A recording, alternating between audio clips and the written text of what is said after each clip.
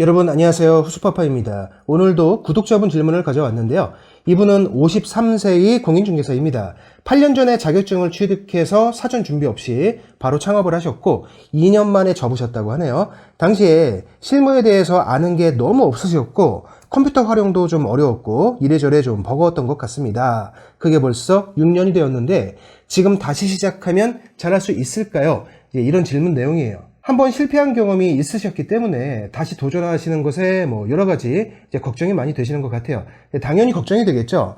공인중개사가 개업을 하는 데는 여러 가지 비용이 들어가요. 보증금도 들어가고 자리에 따라서는 고액의 권리금도 필요하고 간단한 인테리어와 집기, 간판까지 하면 상당히 많은 돈이 들어가고요. 운영하는 동안에 월세와 광고비를 비롯한 여러 가지 지출도 매월 있죠. 공인중개사도 개업을 한다라고 하면 개인 사업이에요. 초기 자본과 유지 비용이 분명히 들어가기 때문에 신중할 수밖에 없습니다. 자, 질문을 주신 분은 한번 실패한 경험이 있습니다. 그러면 왜 실패했을까? 이 부분에 대해서 집중을 좀 해보죠. 당시에는 40대 중반이셨을 텐데 이 40대 중반 이후부터의 4050분들, 이분들이 중개업을 시작하실 때 몇 가지 불리한 점이 있고요. 또 대부분이 좀 안일하게 생각하는 그런 부분도 분명히 있어요. 이 나이대에 실패하시는 많은 분들이 되게 비슷한 패턴을 보입니다. 우선 소속 공인중개사부터 시작해서 기본적인 실무를 배우고 창업하면 좋은데 그게 좀 어렵죠. 40대 중반 이후부터는 나이 때문에 소속 공인중개사로 취업하기가 상당히 어렵습니다. 거기에다가 나이도 어느 정도 있다 보니까 남 밑에서 초보자로 업무를 배우는 것도 뭔가 좀 불편한 생각이 들죠. 나이도 좀 있고 어느 정도 사회생활을 해본 경험도 있고 창업을 할 만한 경제적인 여건도 되고 어차피 자격증도 땄겠다 바로 개업을 하는 경우가 대부분이에요. 그리고는 사무실에 좀 우두커니 좀 앉아 있다가 물건도 없고 손님도 없으니까 뭘 해야 할지 잘 모르죠. 그렇게 월세를 까먹고 비용을 줄이기 위해서 이제 광고비를 아끼고 생활비를 벌기는커녕 적자를 반복하다가 어느 순간 사무실을 정리하고 싶은 생각이 듭니다. 그리고 그동안 까먹은 돈이 있으니까 알바를 하게 되는데 편의점이나 마트 캐셔, 남자분들 같은 경우는 배달과 관련된 알바를 많이들 하세요. 좀 안타깝죠. 자, 그런데 이 나이대에 새로 공인중개사 사무실을 창업해서 잘 되시는 분들도 많아요. 제 주변이나 수강생분들 중에서도 자리 잘 잡고 계약 잘 하시는 분들 많이 계시죠. 반대로 적응을 잘 못하고 한 2년 정도 만에 사무실을 정리하는 그런 분들도 상당히 많습니다. 이유는 딱 두 가지예요. 창업 전에는 준비를 소홀히 하고 창업 후에는 본인의 실무 능력 향상을 안 해서 그렇습니다. 대부분의 업무가 그렇듯이 우리 공인중개사도 쉽지 않은 영역이에요. 우리 업계를 잘 모르는 사람들은 그냥 방 두세 개 보여주고 돈 받는 직업으로 알고 있지만 그거는 남의 직업에 대해서 모르는 사람들이 하는 얘기고요. 그렇게 쉬운 직업이면 너도 나도 다 하고 망하는 사람들이 없겠죠. 매년 무수히 많은 분들이 개업을 하시고 그만큼의 숫자가 또 매년 폐업을 합니다. 거기에서 살아남고 밥벌이를 하려면 경쟁에서 이겨야 하는데 나에게 과연 그들을 상대할 그 경쟁력이 있느냐, 그리고 업무를 해나가는 그 와중에도 계속 경쟁력을 갖춰나가기 위해서 뭔가 노력을 할 수 있느냐, 이게 굉장히 중요한 부분이에요. 그런데 대부분은 여기에 대한 생각을 좀 깊게 안 합니다. 그냥 내가 자격증을 취득했다는 그 사실에만 초점을 맞추는데 공인중개사 자격증이라는 것은 말 그대로 내가 우리나라에서 합법적으로 중개업을 시작할 수 있는 그 최소한의 요건을 갖췄다는 것 뿐이지 자격증이 있다는 것 자체가 경쟁력이 있다는 뜻은 아니에요. 자격증이 곧 경쟁력인 것은 아닙니다. 그러면 우리 공인중개사 업무에서 경쟁력이란 것은 뭘로 판가름이 나느냐? 부지런하면 된다, 초심을 잃지 마라, 이런 얘기를 하려는 게 아니고요. 가장 중요한 5가지를 정리해 볼게요. 첫 번째는 물건입니다. 경쟁자에 비해서 얼마나 많은 물건을 더 확보하고 그 중에 또 에이스 물건을 얼마나 더 확보하느냐, 이게 첫 번째예요. 두 번째는 그 물건을 홍보하는 능력입니다. 물건만 많다고 되는 게 아니죠. 예를 들어서 도심에 어느 상가가 하나 나오면요, 똑같은 그 물건을 광고 내는 공인중개사가 수십 명이에요. 물건은 하나인데 수십 개의 광고가 있단 말이죠. 하지만 고객은 그 수십 개의 광고를 다 보지 않아요. 문의 전화를 받고 고객을 유치하는 공인중개사는 한두 명 뿐입니다. 내가 가진 물건을 어떤 방식으로 홍보하고 그 광고가 어디에 어떻게 배치되도록 해야 하는지 이게 중요하겠죠. 고객 컨트롤도 마찬가지예요. 물론 경험과 경력이 쌓이다 보면 실력도 쌓이게 되지만 그게 쌓이기 전에 이제 돈도 못 벌고 버티기 힘들어서 폐업하면 다 소용없죠. 조율도 그렇고요. 이렇게 물건을 확보해서 그거를 정리하고 그 물건을 제대로 홍보하는 데 필요한 기본적인 IT 활용 능력, 이것도 굉장히 중요합니다. 거기에 고객을 컨트롤하거나 조율하는 기술, 어떤 노하우, 이런 부분들을 얼마나 빨리 갖춰나가는지가 그게 중요한데요. 소속 공인중개사를 겪지 않고 혼자서 바로 창업하신 분들은 이게 굉장히 더딥니다. 왜?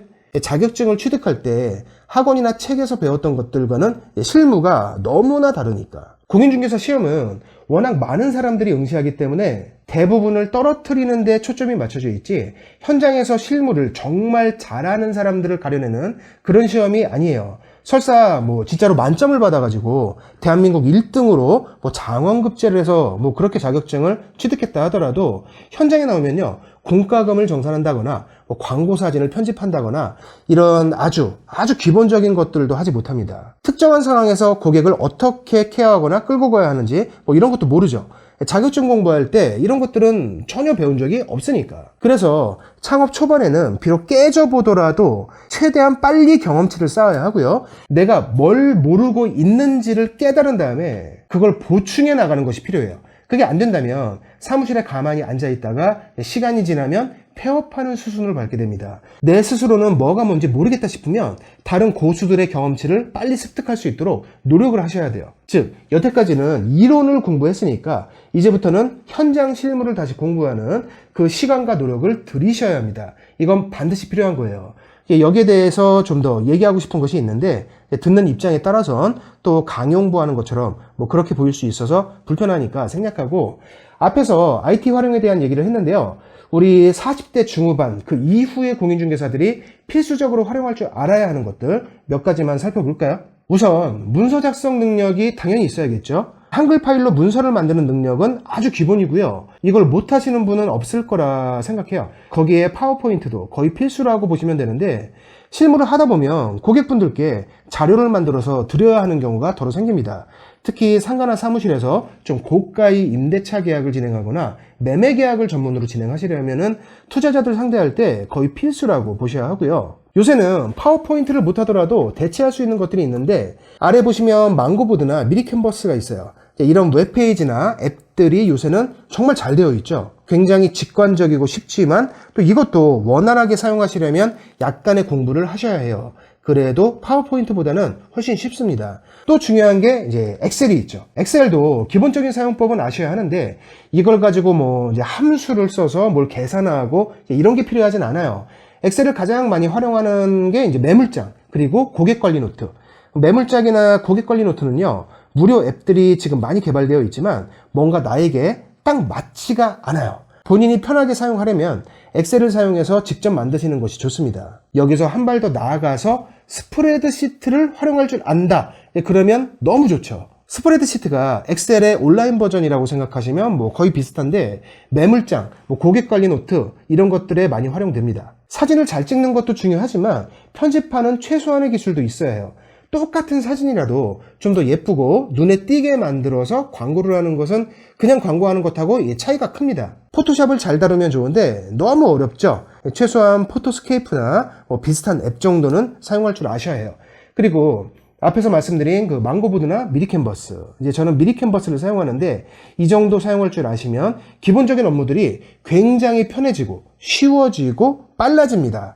물론 이런 프로그램이나 앱들을 활용할 줄 안다고 해서 그게 다는 아니에요. 이거 잘한다고 계약이 잘 나오는 것은 아니지만 요즘 시대에 중개업을 하려면 이제 이 정도는 필수라는 얘기죠. 이게 기본이 된 상태에서 물건을 확보하고 확보된 물건을 정리하고 사진을 찍어서 보정하고 먹히는 광고를 낼 줄 알고 상황별로 고객을 컨트롤하거나 계약서 특약을 작성할 줄 알고 기본적인 IT 활용 능력에 그런 실무 능력들을 채워 나가야 합니다. 내가 말빨이 좀 되고 사람 상대하는 것 잘한다.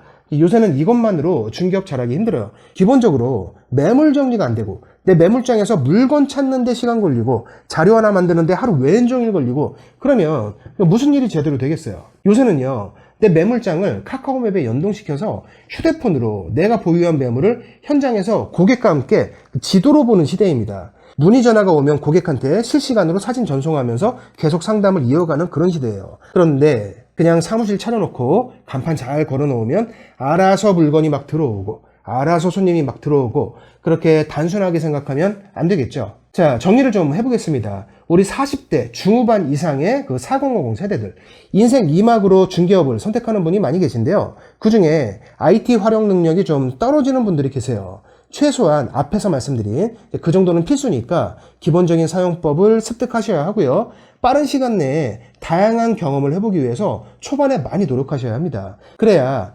나에게 어떤 실무 능력이 부족한지를 깨달을 수 있어요. 거기서부터 출발이에요. 가정주부로 계속 살아오신 분들뿐만 아니라 직장 생활을 하다가 명퇴하신 분들도 마찬가지입니다. 나이가 있으니까 어느 정도 위치가 있었겠죠. 중간관리자나 임원급이었다면 자잘한 것들은요 밑에서 다 해줬겠죠. 하지만 여기는 거기가 아니에요. 하나부터 10까지 내가 다 할 줄 알아야 합니다. 초반의 경험을 통해서 나에게 어떤 실무 능력이 부족한지 빨리 알고 그 부분을 메꾸기 위해서 별도의 노력을 더하셔야 하고요.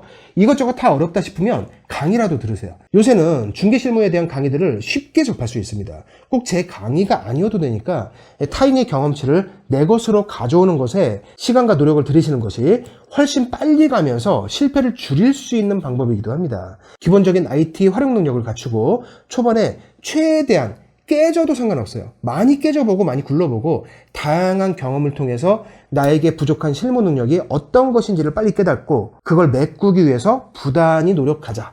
이게 경쟁력을 갖추면서 점점 발전하고 오래갈 수 있는 유일한 방법이다. 노력 없이 가만히 앉아서 경쟁자를 이길 수 있는 편하고 어떤 마법 같은 그런 방법은 없습니다. 반대로 여러분께서 이걸 할 수 있다면 나이는 그냥 숫자일 뿐이다. 자, 오늘도 우리 구독자님의 질문으로 영상을 만들어 봤는데요. 오늘 영상은 여기서 마무리하겠습니다. 다음 영상에서 계속 뵐게요. 고맙습니다.